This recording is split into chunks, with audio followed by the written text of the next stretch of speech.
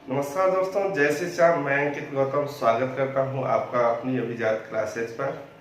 पिछले वीडियो में हमने बात की थी पूर्व रूप संधि के विषय में और हमने जाना कि पूर्व रूप संधि कैसे होती है, कहाँ पर होती है, उसकी डेफिनेशन पर हमने चर्चा की और उसके एग्जाम्पल को समझा। आज हम अगला भेद स्वर संधि का लेते हैं जिसका नाम है पररूप संधि। क्या है दोस्तों? पररूप संधि। तो चलिए चलते हैं आज के टॉपिक पर जो है पररूप संधि, और हम पररूप संधि का बड़े ही विस्तार से विस्तृत रूप से आज इसका अध्ययन करने वाले हैं। देखिए पररूप संधि क्या है। पररूप संधि सबसे पहले हम जब संधि का अध्ययन करते हैं तो उसमें देखा जाता है कि जो संधि कार्य करने वाला सूत्र जो है वो कौन सा है। तो इसमें हम बात करें कि पररूप संधि कार्य करने वाला सूत्र कौन सा होता है, तो सूत्र कार्य सबसे पहले हम क्या करेंगे, सूत्र कार्य जब हम करेंगे संधि कार्य जो सूत्र होता है वो कौन सा है, तो होगा एंगी पररूपम।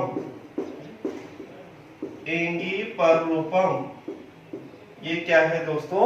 इसका संधि कार्य करने वाला सूत्र है। संधि कार्य करने वाला सूत्र है। तो दोस्तों हमने बात की पररूप संधि कार्य करने वाला सूत्र, तो सूत्र हमारे सामने आया एंगी पररूपम। क्या है? एंगी पररूपम। जब हम इस सूत्र की वृत्ति की बात करते हैं तो वृत्ति होगी, तो यहां लिख दिया, ये हो गई वृत्ति। वृत्ति होगी इसकी ए वर्णांता दुपसर्गा, ए वर्णांता दुपसर्गा, देंगाधौ धातु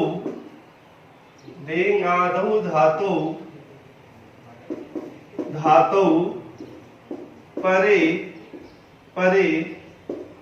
पर रूप में का देश है, पर रूप में का देश है शा। ठीक है दोस्तों, इसकी वृत्ति क्या होगी? वह ए वर्णांता दुपसर्गा धिंगाधौ धातु परे पर रूपम एकादेश है शा। जब हम इसका विश्लेषण करें, यदि इस वृत्ति का हम विश्लेषण करें तो विश्लेषण देखिए क्या होगा। इसको हम अलग अलग करके लिखें कि ए वर्णांता, या हम कहें ए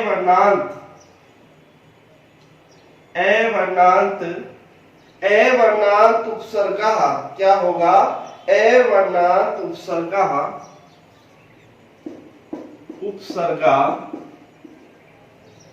ए वर्णांतात, यहां पर ए वर्णांतात उपसर्गात एंगाधौ धातु परे पर रूपम एकादेश है शा। ये हो गई इसका विश्लेषण। अच्छे से देखें, सबसे पहले हमने बात की जो पररूप संधि कार्य करने वाला सूत्र है वो होता है एंगी पररूपम। क्या होता है? एंगी पररूपम। उसके बाद में हमने इसके चर्चा की, इसकी वृत्ति क्या होती है, और जब वृत्ति को जानने का प्रयास किया तो इसकी वृत्ति होगी ए वर्णांता दुपसर्गा धिंगाधौ धातु परे पर रूपमेकादेश शा। जब इस वृत्ति का हम विश्लेषण करें, यदि इसको अलग अलग करके समझने की कोशिश करें तो होगा ए वर्णांतात उपसर्गात एंगाधौ धातु परे पर रूपम एकादेश शा। देखिए यहां भी एक संधि हो रही है जो हम आगे अध्ययन करने वाले हैं, जसत्व संधि, जो व्यंजन संधि का भेद है, और यहाँ भी वही संधि हो रही है जो हम आगे इसका अध्ययन करेंगे। तो चलिए चलते हैं इसकी डेफिनेशन पर। इसकी परिभाषा क्या होगी? तो हम कह सकते हैं कि ए वर्णांत उपसर्ग के परे मतलब बाद में, ए वर्णांत उपसर्ग के बाद में एंगादौ धातु से प्रारंभ होने वाले शब्दों का जब मेल होता है तो पररूप एकादेश हो जाता है। क्या एकादेश हो जाता है? पररूप एकादेश हो जाता है। देखिए क्या होगा, ए वर्णांत उपसर्गात उपसर्ग के परे बाद में एंग आदि धातु से आरंभ होने वाले शब्दों का मेल हो तो पर रूपम एकादेशात्, तो उसे पररूप एकादेश हो जाता है। क्या एकादेश हो जाता है? उसे पररूप एकादेश हो जाता है। तो चलिए चलते हैं इसकी डेफिनेशन पर। तो हम लिखेंगे कि अर्थात ए वर्णांत उपसर्ग प्रत्यय उप और अ, ठीक है। ए वर्णांत उपसर्ग के बाद में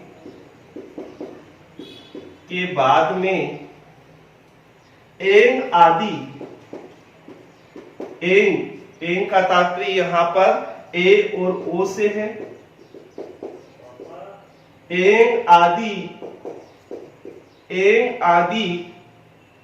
धातु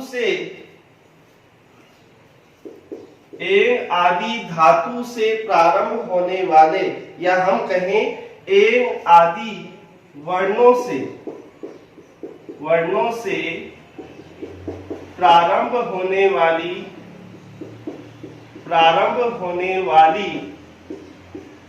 धातु का मेल होता है या धातु का मेल होने पर, ऐसे कह दें, मेल होने पर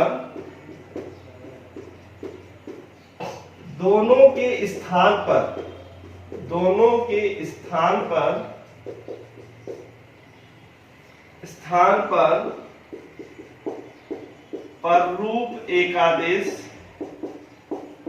पररूप एकादेश हो जाता है। ठीक है। यहां पर देखिए हमने लिखा ए वर्णांत उपसर्ग कितने होते हैं? प्रत्यय उप और औ। इनके बाद में यदि ए और ओ आदि वर्णों से शुरू होने वाली धातुओं का जब योग होता है तो वहां पर हम दोनों के स्थान पर क्या कर देते हैं? पररूप एकादेश कर देते हैं। तो चलिए दोस्तों, यदि इसका स्क्रीनशॉट लेना चाहे तो ले सकते हैं। एक बार मैं फिर से इसको रिवाइज कर रहा हूं। सबसे पहले हमने देखा पररूप संधि कार्य करने वाला सूत्र होता है एंगी पर रूपम। क्या होता है? एंगी पर रूपम। उसके बाद में हमने इसकी वृत्ति की बात की, तो इसकी वृत्ति होगी ए वर्णांता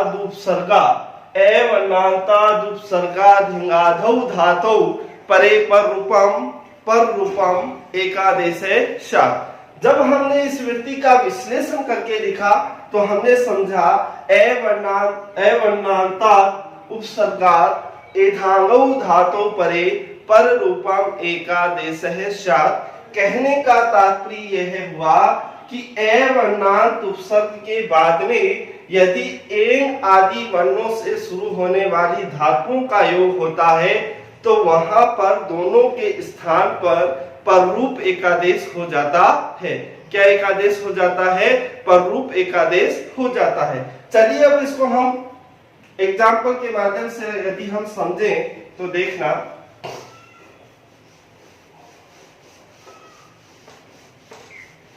यदि हम इस संधि की बात करें तो हम कह सकते हैं कि ये जो संधि होती है पररूप संधि, ये पररूप संधि जो है वो वृद्धि संधि का अपवाद माना जाता है। क्या मानी जाती है? वृद्धि संधि का अपवाद मानी जाती है। और जो वृद्धि रेची जो सूत्र है उसका ये बाधक माना जाता है या अपवाद माना जाता है। तो चलिए दोस्तों हम इसे इस तरह से समझने का प्रयास करें। सबसे पहले मैं यहाँ मुख्य बिंदु लिख देता हूं।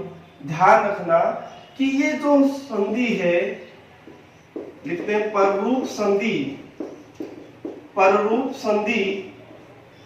वृद्धि संधि का अपवाद या बाधक है। सॉरी, दूसरा बिंदु यदि हम लिखें कि यह संधि वृद्धि रेची जो सूत्र है, सूत्र का क्या है, अपवाद। ठीक है, इनको ध्यान से रखना, ये वृद्धि संधि का अपवाद या बाधक है। और वृद्धि संधि की जहां बात आ जाती है तो वृद्धि संधि का सूत्र क्या होता है, वृद्धि रेची सूत्र होता है। अब देखना, हम इसके एग्जाम्पल की यदि बात करें तो हम एग्जाम्पल लेते हैं कि ये प्रय उपसर्ग है, या हम कह सकते हैं अकारांत उपसर्ग के बाद में यदि ए और ओ आदि वर्णों से शुरू होने वाली धातुओं का योग होता है तो मैं लिख दूं प्रय धन एजते, प्रय धन एजते। तो वहां पर क्या होता है, वहां पर दोनों के स्थान पर पररूप एकादेश हो जाता है। अब देखिए दोस्तों, कल हमने देखा था पूर्व रूप संधि, जहां पर हम पूर्व रूप आदेश कर रहे थे, मतलब पहले का रूप धारण कर रहा था। आज हम कर रहे हैं पररूप एकादेश दोनों के स्थान पे। तो पररूप दूसरा वाला जो है ये ए, उसे एकादेश हो जाएगा, जैसे प्रय धन एजते, ये क्या हो जाएगा, प्रेजते। संधि युक्त पद क्या बन जाएगा, प्रेजते।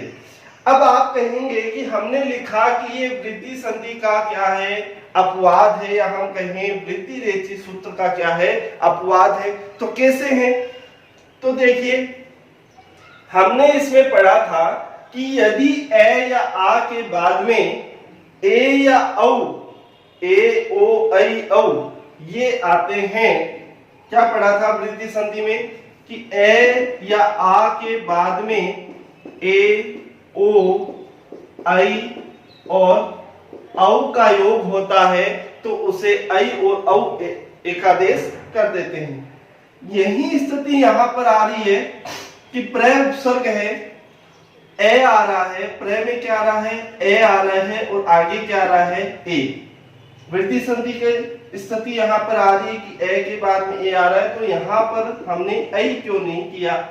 तो यही चीज हम यहां पढ़ रहे हैं कि ध्यान रखना, यदि अकारांत उपसर्ग हो और अकारांत उपसर्ग के बाद में ए और ओ से वर्णों से शुरू होने वाली किसी धातु का योग हो रहा हो तो वहां पर हम वृद्धि संधि न मानकर वहां पर हम कौन सी संधि मानते हैं, पररूप संधि मानते हैं। इसी तरह यदि हम एक एग्जांपल और ले तो प्रय धन एष्यति क्या है, तो क्या बन जाएगा, ये प्रेष्यति, क्या हो जाएगा, प्रेष्यति। यदि हम बात करें प्रय धन ओषति, प्रय धन ओषति, तो ये क्या बन जाएगा, प्रोषति। क्या बन जाएगा दोस्तों, प्रोषति। क्या बन जाएगा, प्रोषति। यदि हम एक अन्य एग्जांपल की और बात करें तो देखिए उपधन एजते, उपधन एजते। उप आ रहा है, अकारांत उपसर्ग है, उसके बाद में ए से शुरू होने वाली धातु का योग हो रहा है तो यहाँ पर पररूप एकादेश होकर क्या हो जाएगा, उपेजते। क्या हो जाएगा, उपेजते। इसी तरह एक अन्य एग्जांपल है उपधन औषधि, उपधन औषधि, तो ये क्या बन जाएगा, उपोषति। क्या बन जाएगा, उपोषति। ठीक है दोस्तों, ये हमने देखा पररूप संधि के एग्जाम्पल देखे। अब मैं एक बात आपको कहना चाहता हूं कि हमने वृद्धि संधि जब हम अध्ययन कर रहे थे तो हमने कुछ अपवाद देखे थे। उनमें दो अपवाद ऐसे थे जो मैं पहला लिखता हूं यहां पर देखिए। एक था प्रादुर्भोडो, प्रादुर्भोडोढे, प्रादुर्भोडोढे शेषेषु। ठीक है, और दूसरा हम अपवाद पढ़ रहे थे एतेद, एतेद टुटसु, एतेद टुटसु। ये हमने दो अपवाद पढ़े थे। ध्यान देना, वृद्धि संधि का जब हमने अध्ययन किया तो वहां पर सप्त विषय वृद्धि नाम से हमने 7 अपवाद देखे थे। उन 7 अपवाद के अंदर ये दो अपवाद हमने देखे, जो था प्रादुर्भोडोढे शेषेषु और एक था एतेद ट्युट्सु, एतेद ट्युट्सु। ठीक है, इनमें हमने क्या पढ़ा था? इसमें हमने देखा था कि देखिए यदि प्रय के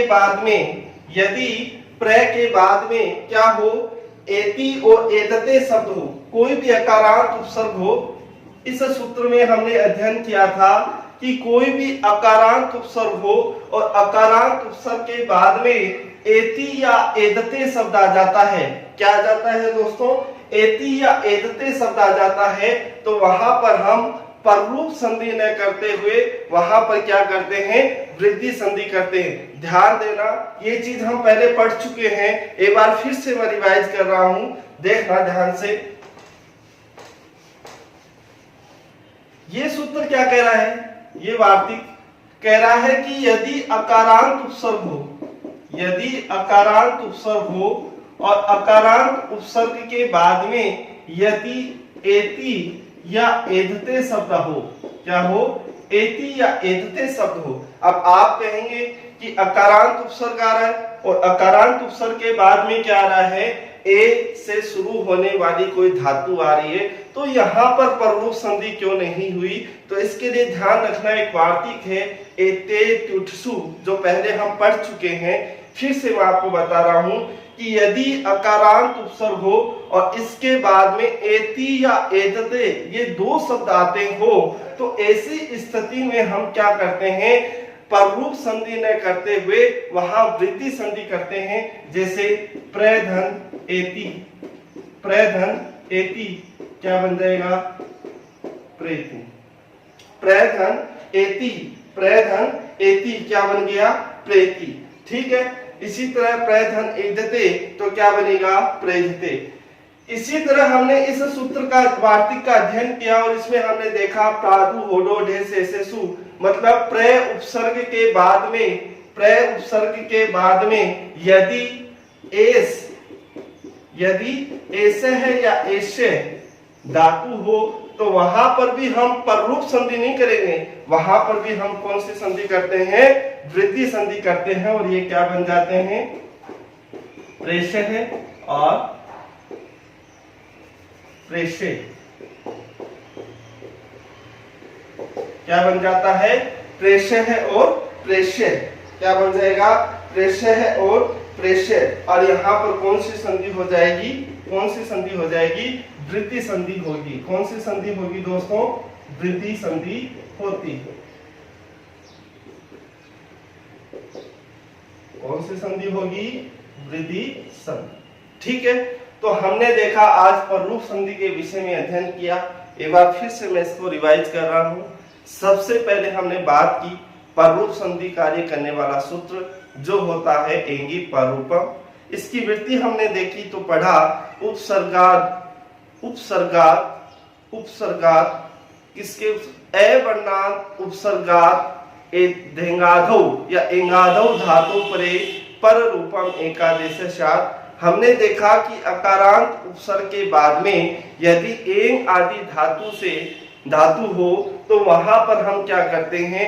दोनों के स्थान पर पररूप एकादेश कर देते हैं। कुछ एग्जाम्पल हमने इनके देखे, और एग्जाम्पल देखने के बाद हमने एक चीज देखी कि ये जो पररूप संधि होती है, ये वृद्धि संधि या वृद्धि रेचि जो सूत्र होता है उसका अपवाद मानी जाती है। फिर हमने दो जो पहले हम अध्ययन कर चुके थे, एक बार फिर से इसका यहाँ पर अध्ययन किया।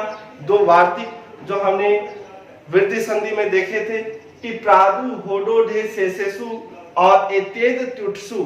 यहाँ पर क्या होता है? उपसर्ग के बाद में एति और एदते धातु के होने पर ए से शुरू होने वाली धातु है, फिर भी वहां पर हम पररूप एकादेश न करते हुए वहां कौन सी संधि करते हैं? वृद्धि संधि करते हैं। तो ये हमने देखा आज पररूप संधि के बारे में। दोस्तों वीडियो अच्छा लगा हो शेयर करें, लाइक करें, सब्सक्राइब करें। जय श्री